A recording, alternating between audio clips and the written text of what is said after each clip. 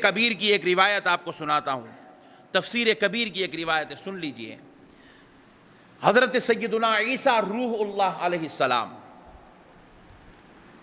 قبرستان سے گزر رہے تھے، گزرتے ہوئے ایک قبر کے سامنے سے آپ کا گزر ہوا تو حضرت عیسیٰ علیہ السلام وہاں کچھ دیر ٹھہر گئے، اور پھر آپ جو ہے کچھ دیر کے ٹھہرے تو آپ نے مشاہدہ کیا کہ اس قبر پر اللہ کا عذاب آ رہا ہے، عذاب اتر رہا ہے۔ وہ قبر میں ایک نوجوان مدفون ہے اور اس پر اللہ کا عذاب اتر رہا ہے۔ حضرت عیسیٰ علیہ السلام نے سوال کی، اللہ کی بارگاہ میں گزارش کی، دعا کی کہ اے اللہ میں تجھ سے سوال کرتا ہوں کہ اللہ اس بندے پر رحمتوں کا نزول فرما، اس کے عذاب کو اٹھا لے۔ یہ کہتے ہوئے حضرت عیسیٰ علیہ السلام وہاں سے گزر پڑے، لیکن پھر جب واپس آ رہے تھے تو حضرت عیسیٰ علیہ السلام نے دیکھا کہ اس قبر پر عذاب کے بجائے رحمتوں کا نزول ہو رہا ہے، وہ بندہ اللہ کی رحمتوں سے مالا مال ہو رہا ہے، فیضیاب ہو رہا ہے۔ جہاں تکلیف و مصیبت میں تھا وہاں راحت میں، خوشی میں ہے۔ تو حضرت عیسیٰ علیہ السلام اللہ کے دربار عرض گزار ہوئے، اے اللہ میں ابھی جاتے ہوئے دیکھا اس بندے پر اللہ تیرا عذاب نازل ہو رہا تھا، اور اے اللہ واپس ہو رہا ہوں، دیکھ رہا ہوں اس پر رحمتوں خوشیوں کا نزول ہو رہا ہے، انعام و احسان و فضل کا نزول ہو رہا ہے، کرم کی بارش ہو رہی ہے، رحمت انڈلی جا رہی ہے، اے اللہ آخر بات کیا ہے؟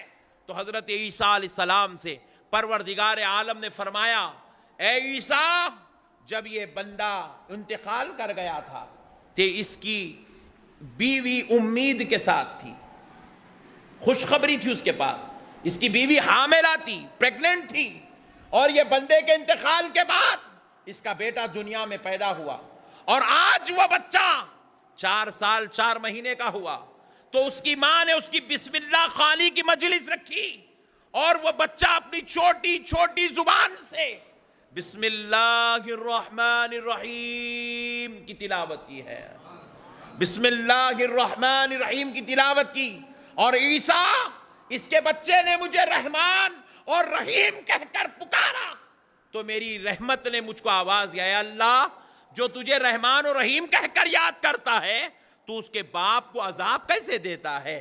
تو میری رحمت نے مجھ کو آواز دی تو عیسیٰ میں نے اس بندے پر سے عذاب اٹھا لیا، اس بچے کی اس تلاوت کی برکت سے اس کے باپ پر رحمتوں کا نزول ہو رہا ہے۔ نعرہ تکبیر، نعرہ تکبیر، نعرہ رسالت، نعرہ رسالت، حضور شان دکن۔ ایک گناہگار شخص خبر میں عذاب کا مستحق، لیکن تلاوت قرآن کی برکت نے اس پر سے عذاب کو اٹھا لیا، گناہگار کے گناہ معاف ہو گئے۔ پھر وہ تلاوت خود نہیں کیا، اس کی اولاد نے تلاوت کی، اس کے بچے نے تلاوت کی۔ جب بچہ پڑھتا ہے باپ پر سے عذاب اٹھ جاتا ہے تو پھر سوچو پڑھنے والے بچے کو کتنا اجر ملتا ہوگا، پڑھنے والے قاری کو کتنا ثواب ملتا ہوگا۔ اس لیے میرے پیارے بھائیوں ہمیں فخر اس بات پر نہیں کرنا چاہیے کہ ہمارے بچے انجینئر بن گئے، ڈاکٹر بن گئے، فخر کی بات تو ہے، لیکن حقیقی فخر اس بات پر ہو کہ ہمارا بچہ حافظ قرآن ہے، ہمارے بچے کو ہم نے عالم دین بنایا ہے، ہمارے بچے کو ہم نے دین کی تعلیم دلائی ہے، قرآن و حدیث کی تعلیمات سے سرفراز کروایا ہے، اس بات پر فخر کیا جائے۔ آپ پوچھیں کیوں؟ کیونکہ اگر کوئی بچہ دنیاوی تعلیم حاصل کرتا ہے تو وہ تعلیم صرف دنیا کے حد تک فائدہ مند ہے، وہ تعلیم دنیا کے حد تک فائدہ مند ہے، بلکہ آپ یوں کہہ دیں، میں کہتا ہوں دنیا میں مرنے سے پہلے ہی اس کی تعلیم کا فائدہ ختم۔ آپ پوچھیں حضرت وہ کیسے؟ دیکھیے ہمارے کئی ایسے ریٹائرڈ انجینئرز ہیں، ریٹائرڈ ڈاکٹرز ہیں، ریٹائرڈ ایڈوکیٹس ہیں، ریٹائرڈ جج ہیں، ریٹائرڈ سی ایس ہیں۔ آپ ذرا غور کیجئے گا، ریٹائرڈ ہو گئے، اب وہ بیچارے کام پہ جا رہے ہیں، بولو بھائی ذرا زور سے بولو نا، کہاں جا رہے ہیں؟ مسجد کو آ رہے ہیں۔ ریٹائرمنٹ کے بعد کہاں پہ جا رہے ہو نا بولو؟ پہلے ہی آتا تو قصہ ختم تھا نا بھائی، پہلے ہی اگر اپنی آخرت کی فکر کر لیتے تو مسئلہ ختم تھا۔ کئی لوگوں کو ریٹائرمنٹ کے بعد مسجد یاد آتی، ریٹائرمنٹ کے بعد اللہ یاد آتا، ریٹائرمنٹ کے بعد، بوڑھے ہونے کے بعد، گھٹنے جواب دینے کے بعد، دانتاں نکلنے کے بعد، آنکھاں کمزور ہونے کے بعد، جب ان لوگوں کو آخرت یاد آتی، جنت یاد آتی، جب سوچتے ارے کچھ تو بھی کر لینا رے بھائی، پھر یہ جوانی میں کہیں کو نہیں سوچے؟ جب تمہارے گھر میں چھوٹے چھوٹے نونہال بچے تمہارے انڈر کنٹرول تھے، اس وقت تم نے یہ بات کیوں نہیں سوچی؟ کئی لوگوں کو میں دیکھتا ہوں ماہانہ 5,000 روپے، 3,000 روپے، 4,000 روپے ایک مدرسے میں دے رہے ہیں، دے کے یہ بول رہے ہیں کہ مولانا میرے نام سے ایک بچے کو حافظ قرآن بناؤ. پیسے دے کے بول رہے ہیں میرے بابا کے نام سے ایک بچے کو حافظ قرآن بناؤ. میں پوچھتا ہوں کیوں آپ کا بچہ نہیں ہے؟ آپ غیر کے بچے کو حافظ قرآن بنانے کی کوشش تو کر رہے ہیں، خود اپنے بچے کو حافظ کیوں نہیں بناتے؟ جب غیر کے بچے کو ماہانہ فیس دے کے حافظ قرآن بنانے سے آپ کو ثواب ملتا، اجر ملتا، نعمت ملتی، تو پھر خود کے بچے کو اگر حافظ قرآن بنائیں گے تو کتنا بڑا اجر ملے گا، کتنے بڑے ثواب کی بات ہوگی. آپ دین کی تعلیم کو نکمی کیوں سمجھتے ہیں، کمزور کیوں سمجھتے ہیں؟ غور کرنے کی بات ہے، فکر کرنے کی بات ہے، سمجھنے کی بات ہے کہ اللہ نے آپ کو دولت اس لیے دیا کہ غریبوں کے بچوں کو حافظ بناؤ اور اپنے بچوں کو لندن میں پڑھاؤ، اور اپنے بچوں کو آپ جو ہے دنیاوی تعلیم دو کہ حافظ قرآن غریب کا بچہ بنے گا، امیر کا بچہ نہیں بنے گا. حافظ قرآن بن کے غریب کا بچہ جنت میں جائے گا، کیا امیر کے بچے کو جنت کی ضرورت نہیں ہے؟ آپ جو فکر دوسروں کی اولاد کے لیے کر رہے ہیں یہ اچھی بات ہے، لیکن وہی فکر آپ اپنی اولاد کے لیے کیوں نہیں کر رہے ہیں؟ اگر ایک بیٹا آپ کا حافظ قرآن بن جائے گا تو آپ کے پورے خاندان کو جنت میں لے جائے گا، ایسے 10 لوگوں کی شفاعت کرائے گا جن کے اوپر جہنم واجب ہو چکی ہے. تو اسی لیے جو لوگ پیسے دے کر دوسروں کے بچوں کو حافظ قرآن بنانے کا جذبہ رکھتے ہیں، میں ان سے درخواست کرتا ہوں وہ اپنے بچوں کو بھی حافظ قرآن بنانے کا جذبہ پیدا کریں. کیا ہمارا بچہ حافظ قرآن بن کے انجینئر نہیں بن سکتا؟ کیا ہمارا بچہ حافظ قرآن بن کے ڈاکٹر نہیں بن سکتا؟ کیا ہمارا بچہ حافظ قرآن بن کے دنیاوی تعلیم میں آگے نہیں بڑھ سکتا؟ خدا کی قسم بڑھ سکتا ہے. کوشش کرے تو کام ہو سکتا ہے، بشرطے کہ ہمارے دل میں قرآن سے محبت ہو، تعلق ہو، جذبہ ہو، ایمانی حرارت محسوس کی جائے، تو تب جا کے ہمارے اندر بھی کچھ انقلاب آ سکتا ہے.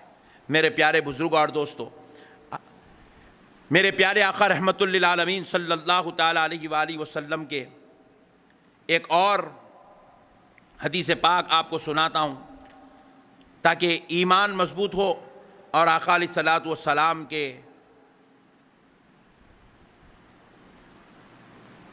حدیث مبارکہ کے ذریعے سے ایمان کو مضبوطی ملے.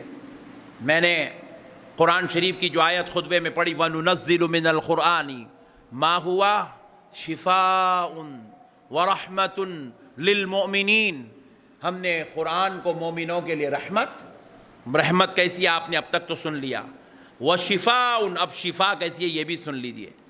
یہ شفا کا تعلق عقیدے سے ہے. آپ کی عقیدت مضبوط رہنا، آپ کو یقین کامل رہنا، میں قرآن پڑھ رہا ہوں اس کی برکت اللہ میرے کو دیں گا تو خدا کی قسم دیتا. آپ کا عقیدہ اگر ڈاواں ڈول ہے، خلط ملط ہے، ہوتا کی نہیں ہوتا کی، تو خدا کی قسم نہیں ہوتا. یہ بھی سن لیجئے، آپ عقیدہ مضبوط ہونا چاہیے. اب آئیے میں آپ کو ایک روایت سناتا ہوں، تفسیر کبیر میں یہ روایت موجود ہے. حضرت سیدنا خالد بن ولید رضی اللہ تعالیٰ عنہ، ایسے جلیل القدر صحابی، جنگجو صحابی، جن کو رسول اللہ صلی اللہ علیہ وسلم نے سیف اللہ کا لقب عطا کیا، یعنی اللہ کی تلوار. آپ کو معلوم ہونا چاہیے آپ کے اندر ایسا جذبہ تھا. ایک مرتبہ بات ہو رہی تھی، مشورہ ہو رہا تھا کہ ہم کفار سے مقابلہ کریں گے تو سامنے 10 لاکھ کی فوج ہے غیروں کے پاس، مسلمانوں کے پاس صرف 60,000 کی فوج ہے. تو یہ ٹینشن چل رہا تھا کہ یہ 60,000 وہ 10 لاکھ سے مقابلہ کیسا کریں گے. تو حضرت خالد بن ولید نے کہا آپ اتنا ٹینشن لینے کی ضرورت نہیں، مجھے اجازت دیجئے میں اکیلا جا کے وہ 10 لاکھ کو مار کے آتا ہوں. بولے ایسی ایمانی حرارت تھی، ایسا ایمان تھا حضرت خالد بن ولید کا۔ خالد بن ولید کو دیکھ کر 1 2 20 25 40 50 آدمی نہیں، 45,000 کی فوج کافروں کی پلٹ کے گھوڑے الٹا کے بھاگ رہی تھی، گھوڑے پلٹا کے بھاگ رہی تھی۔ یہ کہتے بھاگ رہی تھی بھاگو خالد آ رہا ہے، خالد بن ولید آ رہا ہے، خالد بن ولید آ رہا ہے۔ اتنا ڈرتے تھے لوگ جنگ میں حضرت خالد بن ولید سے، ایسے جنگجو صحابی تھے۔ رسول اللہ نے کہا یہ اللہ کی تلوار ہے۔ اللہ اکبر۔ کسی نے پوچھا خالد کیا بات کر رہے ہو، وہ 10 لاکھ میں سے 60,000 کی فوج مقابلہ کرنے آ رہی ہے اور تم کہہ رہے ہو اکیلا جا کے مار کے آؤں گا؟ تو کہا ہاں، میں کبھی تنہا نہیں ہوتا، میں جہاں جاتا ہوں اللہ اور اس کا رسول میرے ساتھ ہوتا ہے۔ یہ ایمان تھا حضرت خالد بن ولید کا۔ وہ خالد بن ولید رضی اللہ تعالیٰ عنہ، وہ خالد بن ولید رضی اللہ تعالیٰ عنہ کو قتل کرنے کی سازش کی گئی، آپ کو قتل کرنے کی سازش کی گئی۔ دشمن چاہتا تھا کہ خالد بن ولید قتل ہو جائے، تو دشمن نے تدبیر بنائی کہ کیسے قتل کیا جائے۔ تو آپ کے خادم